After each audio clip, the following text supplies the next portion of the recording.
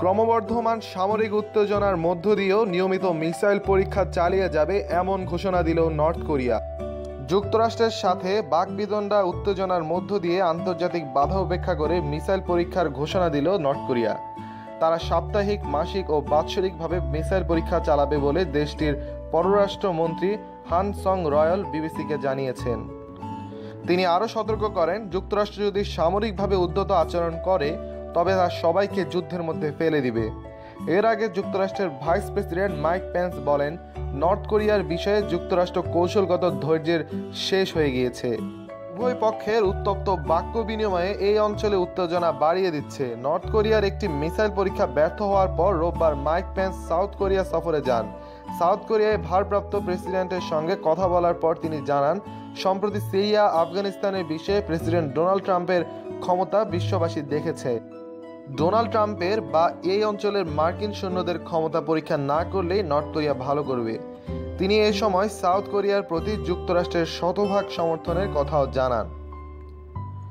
এদিকে প্রশ্ন উঠেছে, যুক্তরাষ্ট্র নর্থ কোরিয়া আক্রমণ করলে চীনের ভূমিকা কি হবে? অতীত ব্যাখ্যা করতে গেলে দেখা যায় নর্থ কোরিয়ার একমাত্র কূটনৈতিক মিত্র নাম চীন। আর এই চীন অনেক বছর যাবৎ নর্থ কোরিয়াকে সাহায্য সহযোগিতার হাত বাড়িয়ে দিয়ে এসেছে। বিভিন্ন যুদ্ধের ময়দানে চীনকে সবার আগে পাশে পেয়েছে নর্থ কোরিয়া। এর আগে 1949 সালে নিজেদের গৃহযুদ্ধ শেষ করে চীন। এরপরে 1950 থেকে 53 সালের দিকে কোরিয়ার যুদ্ধে উত্তরকে সহযোগিতা প্রদান করে তারা। নতুন সেই কমিউনিস্ট রাষ্ট্র লাখ লাখ মানুষ হারায়। শুরুতেই নর্থ ও সাউথ কোরিয়ার ঝামেলায় চীন হস্তক্ষেপ করতে চায়নি, কিন্তু যখন ডগলাস ম্যাকআর্থারের জাতিসংঘের সেনারা নর্থ কোরিয়াকে পরাজিত করে ফেলে এবং নর্থের পাল্টা আক্রমণ চালায়, তখন সহযোগিতার হাত বাড়ায় চীন। ইউএন সেনারা এই আক্রমণের সময় চীনের সীমান্তের দিকেই ছিল। 1950-53 যুদ্ধেই প্রথম নর্থ কোরিয়ার প্রতি প্রথম সহযোগিতার হাত বাড়ায়নি চীন। এর আগে 1590 দশকের দিকেও প্রায় একই ধরনের ঘটনা ঘটেছিল। 1592 সালের দিকে জাপান কোরিয়ার বুসানে আক্রমণ করে বসে এবং প্রভাব বিস্তারের চেষ্টা শুরু করে।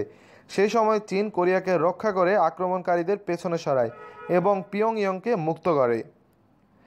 এসব অতীত ইতিহাস ঘাটলে দেখা যায় ভালো যাচ্ছিল চীন ও নর্থ কোরিয়ার সম্পর্ক। 1593, 1894 এবং 1951 সালের এসব ঘটনা তুলে ধরে দুই দেশের সম্পর্কের অতীত কথা। কিন্তু বর্তমান খানিকটা ভিন্ন। চীনের পত্রিকা গ্লোবাল টাইমসের একটি সম্পাদকীয় থেকে জানা গেছে তাদের বক্তব্য। সেখানে তারা বলেছে, পিয়ংইয়ংকে অবশ্যই তাদের পারমাণবিক উচ্চাশাকে নিয়ন্ত্রণ করতে হবে।